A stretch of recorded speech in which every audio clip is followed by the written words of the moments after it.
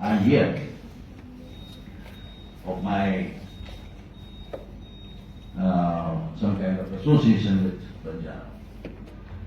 Another thing, when he first told me that this is poetry and you have to speak, etc., etc. So I was quite expecting a lot of, I'm a painter also. So anything which I read, I also see.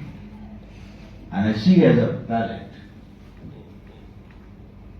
If a particular poet is writing something, what palette he is using? Because this is a collection. And that palette tells us as a painter and as a visual artist something else, which generally many times the typical literary critics do not understand. A dimension of it he mentioned, Lacanian language, he said, but it is beyond Lacanian language. So I was looking at the palette also. Banjara, all of us, we are familiar with Banjaras. We know how interestingly they are dressed. It's like a riot of colors on them. It's not just one color. The palette is like you get dazzled, hypnotized, mesmerized by the colors. Interestingly, I was in Romania for a long time, recently, for my art residency, and a lot of Romanian friends. Again, gypsies. So, and they were telling me, they were telling some of the words of the Deul, for example. Temple they call Deul, there in Romania. Pani up. Even Yadi, name of your poem. Yeah. Mother there also. So very interesting. This kind of linguistic and in Romania, long.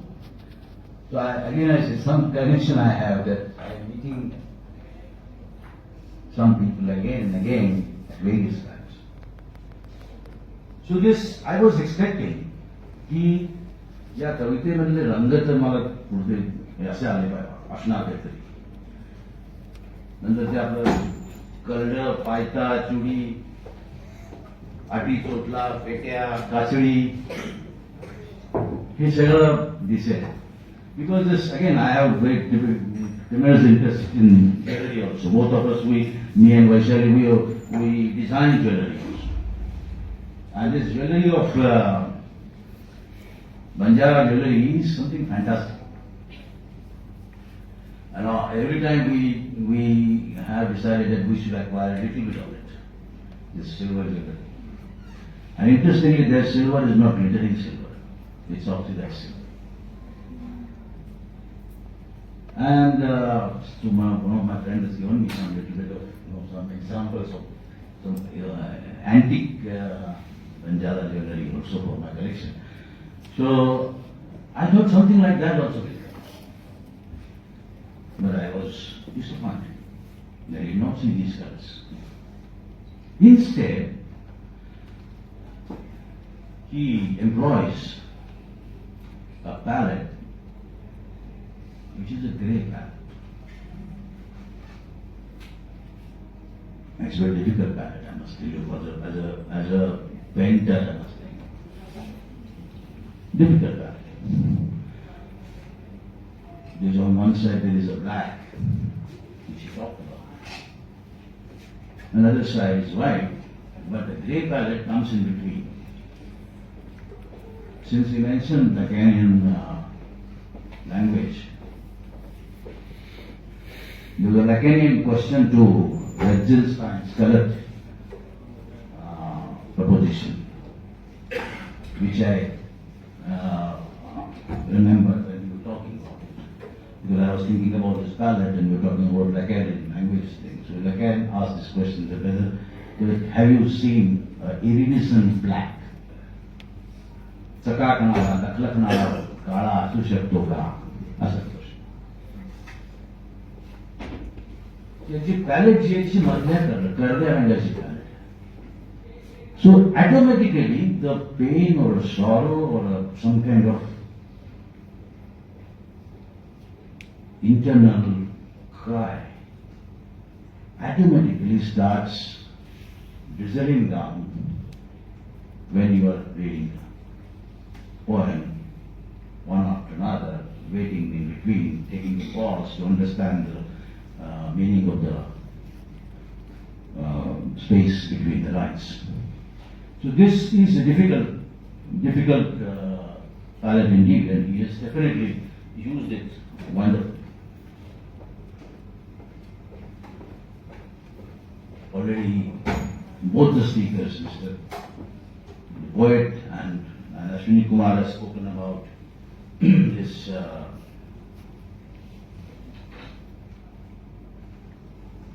rise in our heads. I was also told about it. Both of them did not take the name Lakisha Banjara. So Lakisha Banjara, he donated his land. The land was donated. It was full of water flows, streams and variety of things. He donated the land for him. This community is a very interesting community, Banjara community, though he has written a few poems on some other nomadic tribes. But mainly, the lens is Banjara lens, even looking at that. And Maharashtra itself, he says 48 notified tribes. All over India, I don't know how many. More than 2,000. More than 2,000. Each one has got his own identity, his own existence, own history, own culture, own language. It's very difficult to go into that. So I wanted to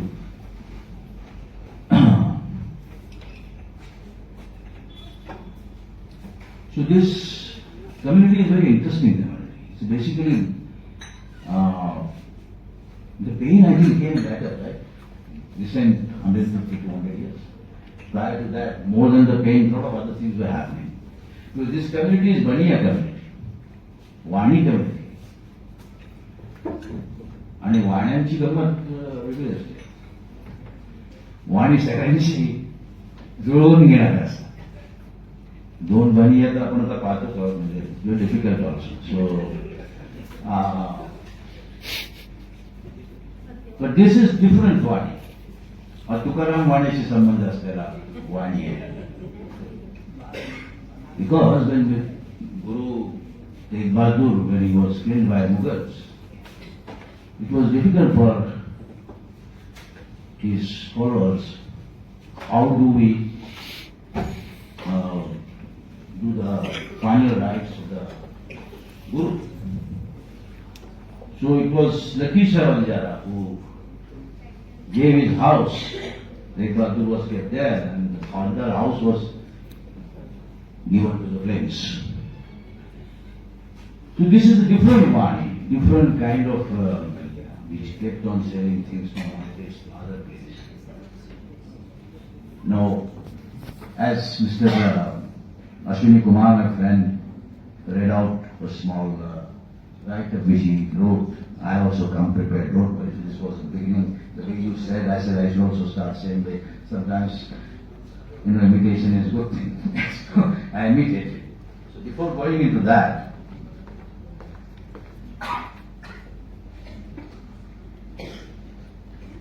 one more thing which I want to say.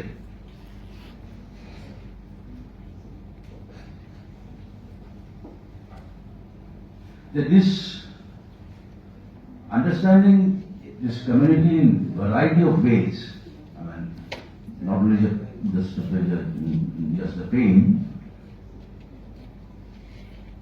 but why they are not like Vanis which we are experiencing today. I want to give you one example. And then I get back to your poetry. One of the Vidarbha houses I was invited, one of the Banjara house I was shown. And when I entered the house, there was a small this thing outside.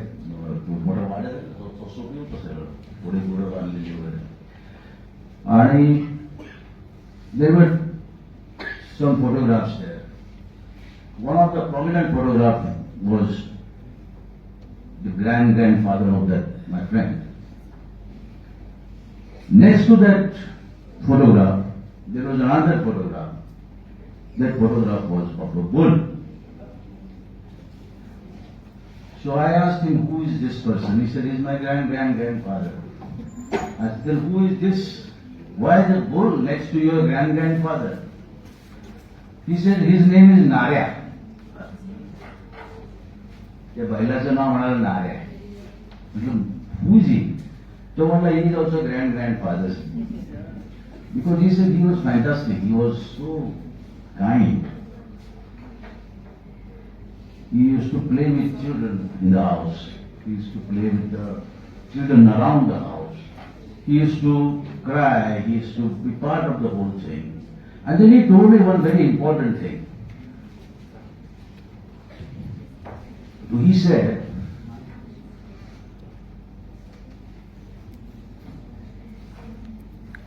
for us, like many of the, this great Hindutvaadis also and Nauvadis also, which is Godakshas, etc., etc., when the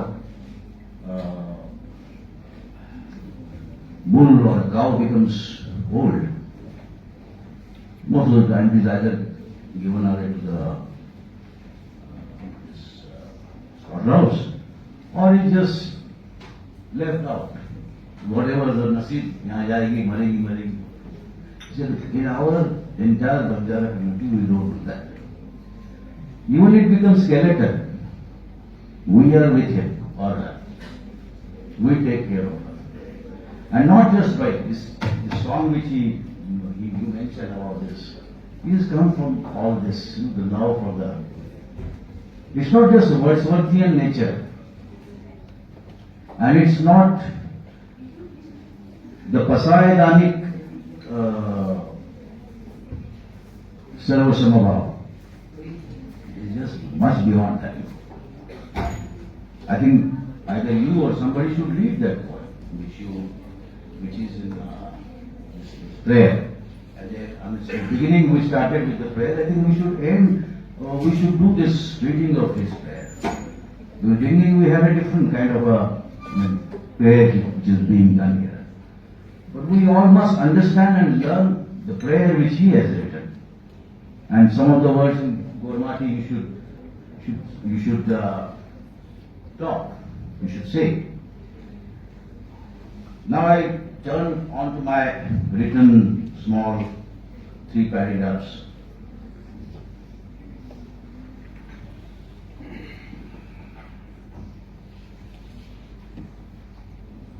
But before that, one more thing. I keep forgetting these things. This poetry also has got very interesting, if you do one line, what lens is there? So in Sevalalji's words, which is written everywhere, most of the houses have seen this. Janajo, Chanjo, Patyachmanjo.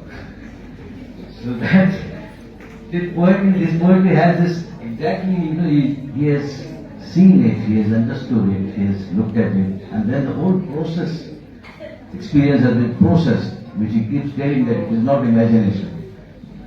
There is no magical realism. I read, there is no magical realism. Word insists there is no imagination. This is all I have learned from my own experience. This is what I would now read out a small passage written basically looking and trying to position the whole work. Hope I'm not taking much time. These days go to discuss poetry reading, etc. One question always comes to my mind. Why should we discuss poetry? Does it matter? How many people read poetry? Does it matter anyway? The answer is really negative. Poetry doesn't matter much. But still we discuss poetry. Then writing poetry, if you look at it around you, thousands of poetry books are published every day. I mean, in a year's time. Thousands of them. If we say worldwide, millions of poetry published, books. There are so many magazines, so many journals. One of the representative poetry issue which used to come from USL, when it closed down in 2019, it had 672 pages. You can imagine the amount of poetry being published. Who will read this? Even somebody wants to read this poetry, is one line mein to nahi hoga. Even the reading contemporary poetry, forget earlier poetry. Very difficult. Even then, why do we, I mean, does it matter? In fact, now a book has come by Bain Learning, one of the poets, Bain Lerner. The title of the book is Hatred for Poetry.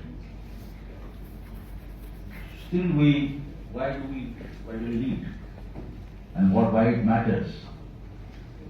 That's an important question, which also gets answered when we read such kind of poetry, which basically provides you different kind of lens to look at the things around you.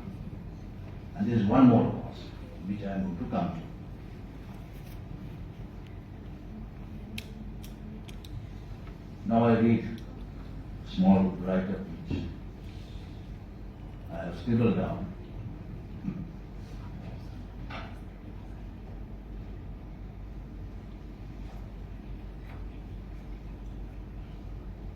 So, first thing, as Ashwini Kumar also said, this is not just celebration of one book.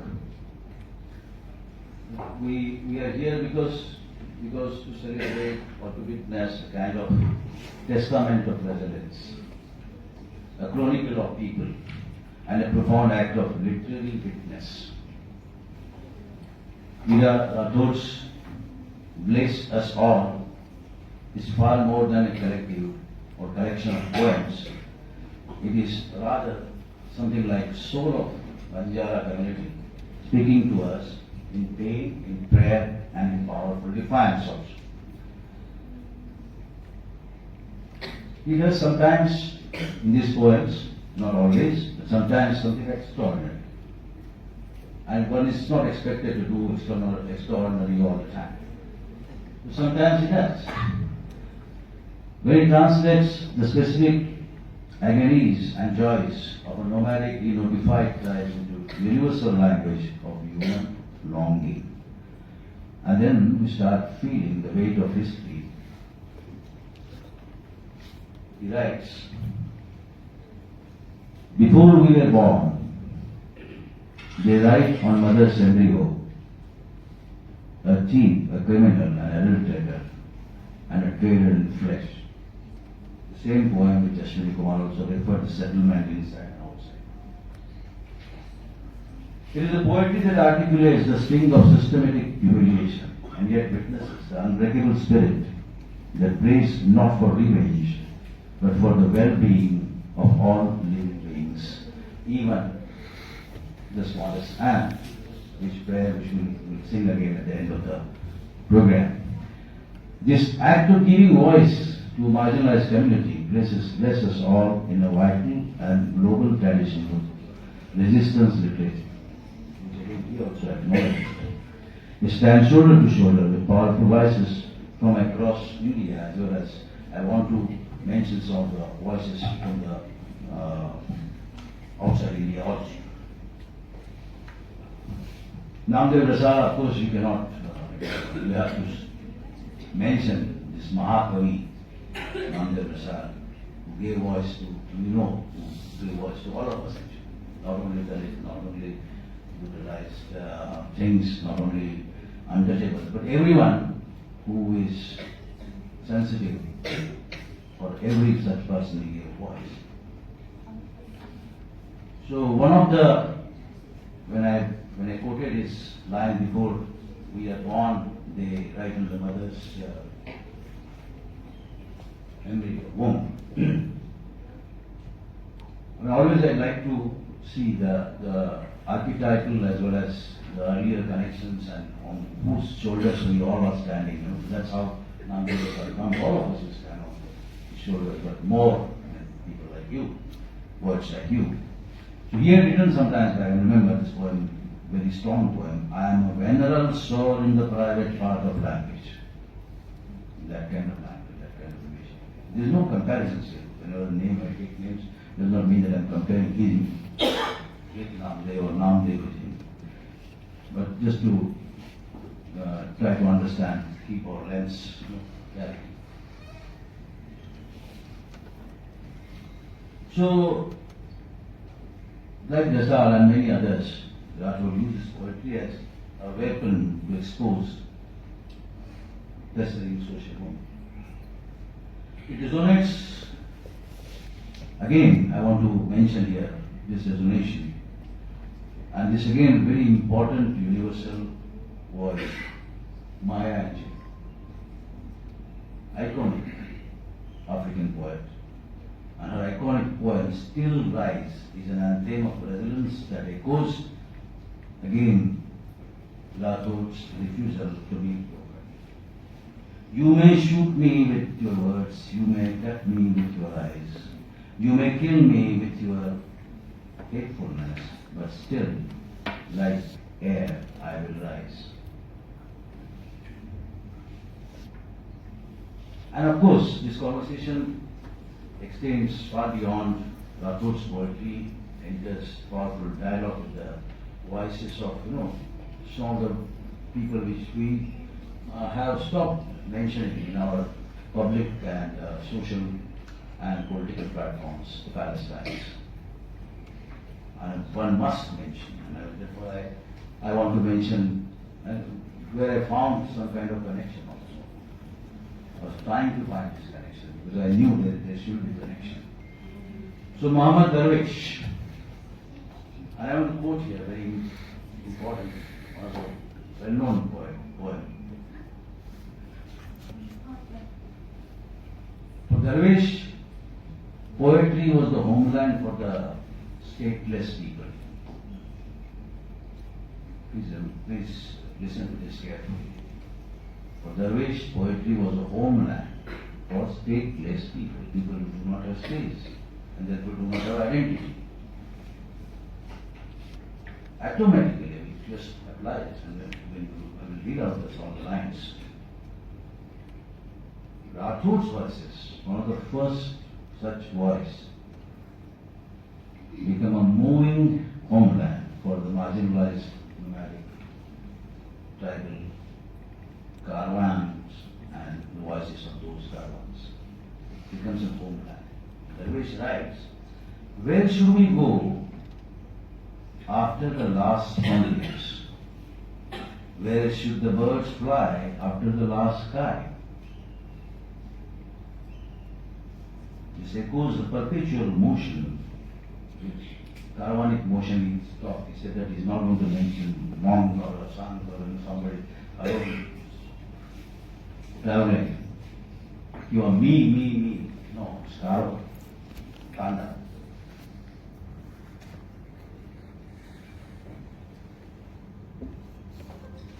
Another poet I would like to mention here, Nigerian Wole Soyinka, the first African Nobel laureate. He writes, the man dies in all who keep silent in the face of tyranny. This sentiment is a rather, in fact, very engine of Rathod's critique of social system here. Where he says, again Ashwin Kumar also mentioned the same word, the critique of the system as a concubine of power, which is also I feel very important imagery also and the way he looks at it. And now last again, this is very interesting, why people move. This is one interesting poem. No one leaves home unless home is the mouth of a shark. You have to understand this. You have to understand this. that no one puts their children in a boat unless the water is safer than the land.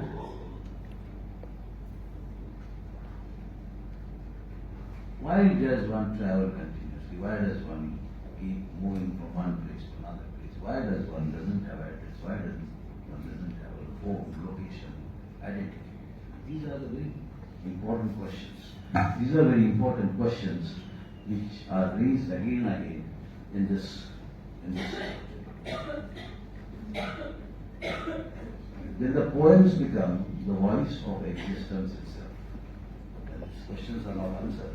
The poems becomes the voice of existence, and that's what important thing he has achieved. I'm ending my speech here, but before that, I want to. I specifically put this on, and the reason is this: the singer, Reshma.